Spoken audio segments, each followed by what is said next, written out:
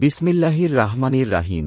পরম করুণাময় অতি দয়ালু উলাইকাল্লাযিনা ইশতারাউল হায়াতাদ দুনিয়া বিল আখিরাতি ফালা ইউখাফফাফু আনহুমুল আযাবু ওয়া লাহুম ইউনসারুন।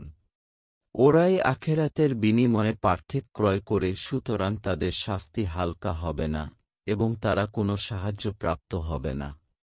ওয়ালাকাদ আতাইনা মুছাল কিতা বা ওয়াকাফাইনা মিম বা দিহি বিরুছুলি ওয়াতাইনা ইছাবোনা মারিয়ামাল বাইয়িনাতি ওয়া আইজাদুনা হুবিরুহিল কুদুচি আফাকুল্লামা যা আকুম রাসুলুম বিমালা তাহওয়া আনফুচুকুমুছতাকবারতুম ফাফারিকান কাজাবতুম ওয়া ফারিকান তাকতুলুন। এবং নিশ্চয় মূসাকে কিতাব তাওরাত দিয়েছি ও তারপরে পর্যায়ক্রমে রাসূলগণকে প্রেরণ করেছি এবং মরিয়ম তনয় ঈসাকে স্পষ্ট প্রমাণ স্বরূপ দিয়েছি এবং পবিত্র আত্মা বা জিব্রাইল ফেরেশতা দ্বারা তাকে শক্তিশালী করেছি।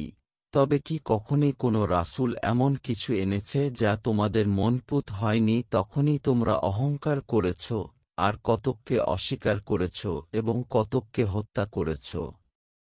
ওয়াকা লুকুলুবুনা গুলফুন বাল্লা আনাহুমুল্লাহু বিকুফুরিহিম ফাকালিলাম মা ইউমিনুন।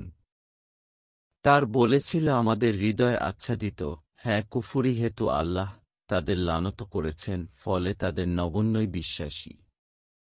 ওয়ালাম্মা জাহুম কিতাবুম মিন ইন্দিল্লাহি মুসাদ্দিকুল লিমা আহুম ওয়া কানু মিন কাবুলু ইয়াস্তাফতিহুনা আলাল্লাইনা কাফারু ফালাম্মা জাহুম মা আরাফু কাফারু বিহি ফালা নাতুল্লাহি আলাল কাফিরিন।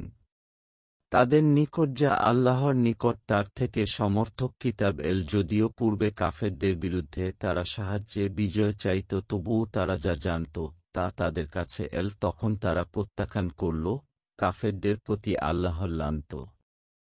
বি ছামাস তারাও বিহি আনফুসাহুম আই ইয়াকফুরু বিমা আনজালাল্লাহু বাগিয়ান আই ইউনাজ্জিলাল্লাহু মিন ফাদলিহি আলামাই ইয়াশাউ মিন ইবাদিহি ফাবাউ বিগাদিন আলা গাদাবিন ওয়ালিল কাফিরিনা আয়াবুম মুহিন। নিতান্তই জঘন্য, যার বিনিময়ে তারা আত্মাকে বিক্রি করেছে। উহা এই যে আল্লাহ যা অবতীর্ণ করেছেন, ঈর্ষান্বিত হয়ে তারা তা প্রত্যাখ্যান করত শুধু এজন্যই যে আল্লাহ তার মনোনীত বান্দাদের মধ্য হতে যাকে ইচ্ছা অনুগ্রহ করেন। সুতরাং তারা ক্রোধের উপর ক্রোধের পাত্র হল। কাফেরদের জন্য রয়েছে লাঞ্ছনাদায়ক শাস্তি। বাংলা কুরআন শরীফ পেতে আমাদের চ্যানেলটি ফলো ও সাবস্ক্রাইব করে রাখুন।